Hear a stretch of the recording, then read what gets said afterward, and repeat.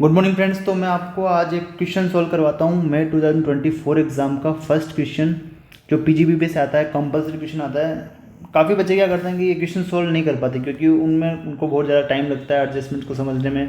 तो मैं फटाफट से आपको सारे एडजस्टमेंट बताने वाला हूँ, क्वेश्चन के प्रोविजंस बताने वाला हूँ और पूरा क्वेश्चन अपन समराइज वे में फटाफट से सॉल्व करने वाले हैं। और मैं भी बताऊँगा आपके एग्जाम में कैसे क्वेश्चन को पढ़ना है। तो सबसे पहले जो फर्स्ट पैराग्राफ आता है ना, उसमें से आपको सिर्फ 3 चीज़ें पढ़नी है कि इस जो आपका एसएससी है उसका स्टेटस क्या है, वो कंपनी है, फर्म है या इंडिविजुअल है। तो आपको सिर्फ यहाँ देखना है कि ये कंपनी है, खत्म। सेकेंडली आपको देखना है कि ये मैन्युफैक्चरिंग है या नहीं है। अगर ये मैन्युफैक्चरिंग एक्टिविटी में इंगेज्ड है तो आपको इतना याद रखना है कि आपको एडिशनल डेप्रिसिएशन भी मिलने वाला है, क्योंकि ये पॉइंट बच्चे मिस कर देते हैं और एग्जाम में उनके नंबर कट हो जाते हैं। थर्ड आपको देखना है नेट प्रॉफिट। 95 लाख रुपीज़ का। तो सबसे पहले आप उनका करना 95 लाख को एक साइड में लिख लेना है क्योंकि आपका ये प्रॉफिट है, इसी से सारा क्वेश्चन सॉल्व होने वाला है। अब एक आपका जो नेट प्रॉफिट है after debiting and creating the following items, in item को डेबिट क्रिएट करने के बाद ये 95 लाख का प्रॉफिट आया है। सबसे पहली बात करते हैं डेप्रीशिएशन। और ये डेप्रीशिएशन कौन सा है? कंपनीज एक्ट वाला। तो मेरी बात समझना, कंपनीज एक्ट का डेप्रीशिएशन अपन कंसीडर ही नहीं करते हैं, उसको वापस ऐड ऑन कर देते हैं क्योंकि अपन को लेस कौन सा करना होता है? जो इनकम टैक्स का डेप्रिसिएशन है। तो अपन 11,90,000 रुपये वापस ऐड कर देंगे इसमें, और लेस कौन सा करेंगे? जो इनकम टैक्स का डेप्रिसिएशन है, जो अपन आगे पढ़ने वाले हैं। चलिए आगे बात करते हैं। इन्होंने क्या किया, एम्प्लॉय बेनिफिट का एक्सपेंस है P&L में, उसमें 13 लाख रुपये इंक्लूड है। उसमें 13 लाख रुपये इंक्लूड है। कौन से इंक्लूड है? जो अभी तक पेबल है एम्प्लॉयज़ को, मतलब पे नहीं किया अभी तक, पेबल है। अब पता है बोनस वगैरह कब अलाउड होता है? जब आप उसको एक्चुअल में पे कर देते हैं। एज पर सेक्शन 43B क्या बोलता है, आपको ये बोनस वगैरह तभी अलाउड होगा जब उसको आप रिटर्न की ड्यू डेट से पहले एम्प्लॉइज़ को पे कर देते हैं। रिटर्न की ड्यू डेट कौन सी होगी? 31 अक्टूबर कंपनी की केस में। तो आपने क्या 31 अक्टूबर से पहले इनको पे कर दिया है तो अलाउ हो जाएगा, अदरवाइज आपको इस साल में अलाउड नहीं होने वाला है। आगे बढ़ते हैं। In the previous year 23-24 the company and it's employees union had a dispute, उनके बीच में एक डिस्प्यूट चल रहा है बोनस पे करने के regarding. In order to avoid late payment of bonus the company formed a trust, company ने एक ट्रस्ट फॉर्म किया है और सारा अमाउंट बोनस का उस ट्रस्ट को ट्रांसफर कर दिया है और उनको बोला है कि आप एम्प्लॉइज को पे कर देना, डिस्प्यूट जब रिजोल्व हो जाए। तो डिस्प्यूट सेटल कब हुआ? अगस्त में सेटल हुआ, अगस्त 2024 में। और ट्रस्ट ने 31 अगस्त तक सारा पेमेंट एम्प्लॉइज को कर दिया बोनस का।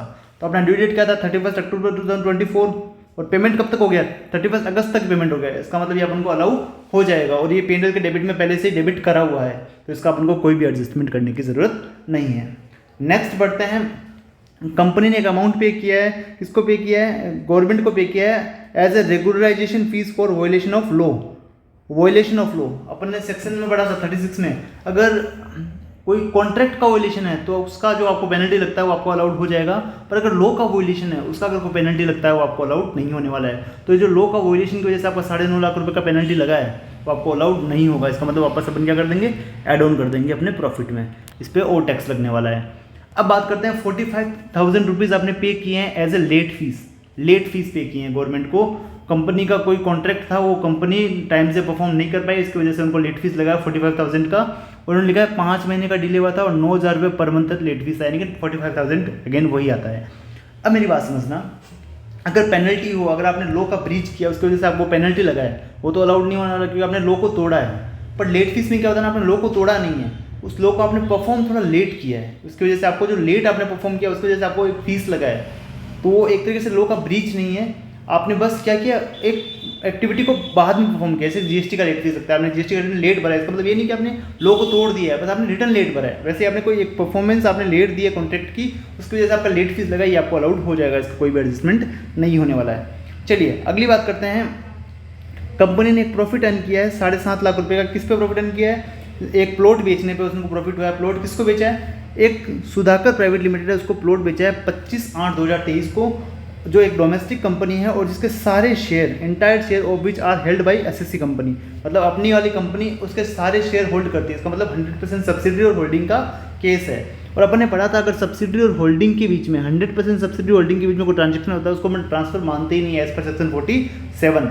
एज पर सेक्शन 47 क्या, उसको ट्रांसफर ही नहीं माना जाता है। इसका मतलब जो प्रॉफिट होगा वो प्रॉफिट ही नहीं है, वो आपको उस पर टैक्स पे करने की जरूरत भी नहीं है। The plot was acquired by oriental pharmaceuticals on 20 दिसंबर 2022 को उसने खरीदा था। इससे कोई मतलब ही नहीं बनता ना, क्योंकि 100% सब्सिडी होल्डिंग का केस है, ये प्रॉफिट टैक्सेबल होता ही नहीं है। अपने क्या किया, इसको P&L में क्रेडिट कर दिया, इसको वापस क्या करेंगे अपन, लेस कर देंगे, क्योंकि ये प्रॉफिट टैक्सेबल होगा ही नहीं। चलिए ये लेस कर दिया अपन ने। और मेरी बात सुनना, ये प्रॉफिट कैपिटल गेन हेड में भी टैक्सेबल नहीं होगा क्योंकि इसको अपन ट्रांसफर मानते ही नहीं है। चलिए आगे बात करते हैं।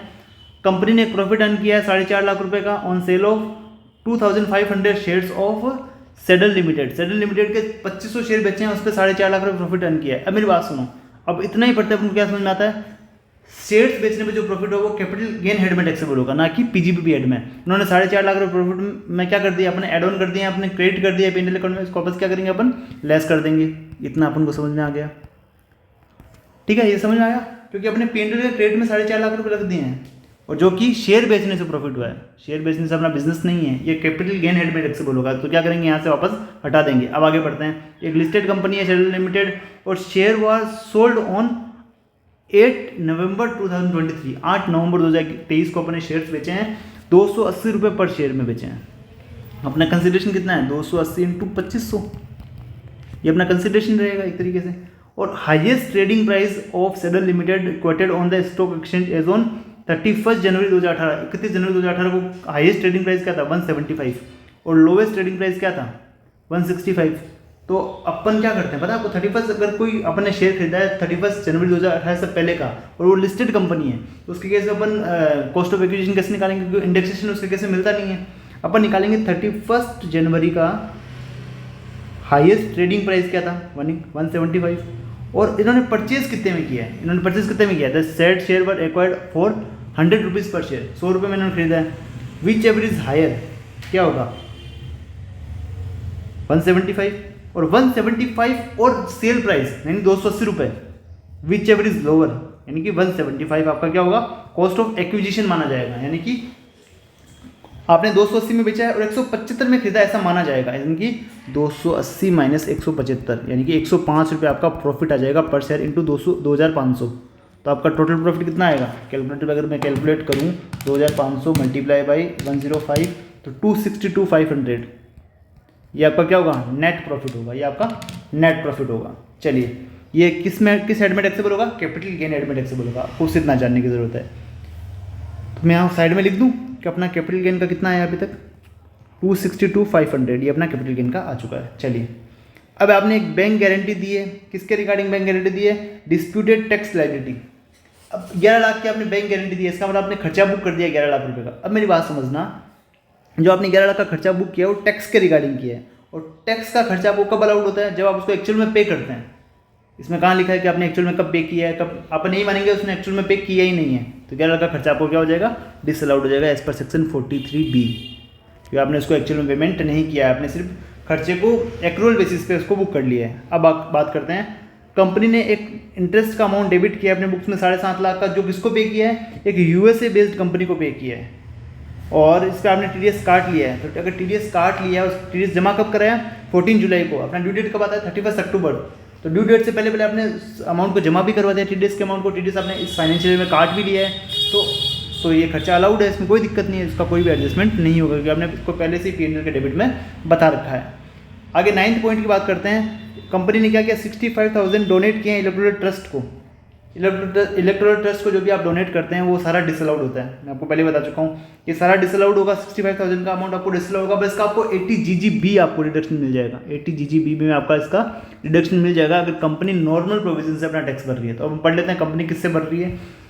अब इन्होंने बोला आपको कंप्यूट करना है टोटल इनकम को असेसमेंट 24-25 के लिए, और आपको ध्यान रखना है कि कंपनी ऑप्ट नहीं करती है 115BAA और 115BAB, यानी अगर नॉर्मल प्रोविजन से कंपनी टैक्स पे कर रही है तो आपको ये डिडक्शन मिल जाएगा। चलिए अब बात करते हैं, एडिशनल इन्फॉर्मेशन दे रखा है, 65,000 आपको वापस ऐड ऑन करने हैं, ये मैं यहाँ लिखना भूल गया, ये वापस ऐड ऑन करने हैं, आपको डिसअलाउड होने वाला है। चलिए अब अदर फॉलोइंग इन्फॉर्मेशन क्या दे रखी है, क्लोजिंग स्टॉक में 1250 पीस ऑफ इम्पोर्टेड मशीनरी के इंक्लूड है, जो उन्होंने लैंडेड कॉस्ट में उनको बुक कर रखा है, और जो इंपोर्ट के दिन $25 पर पीस का उसका रेट चल रहा था, और एक्सचेंज रेट था $1 का 82.88 रुपीज़।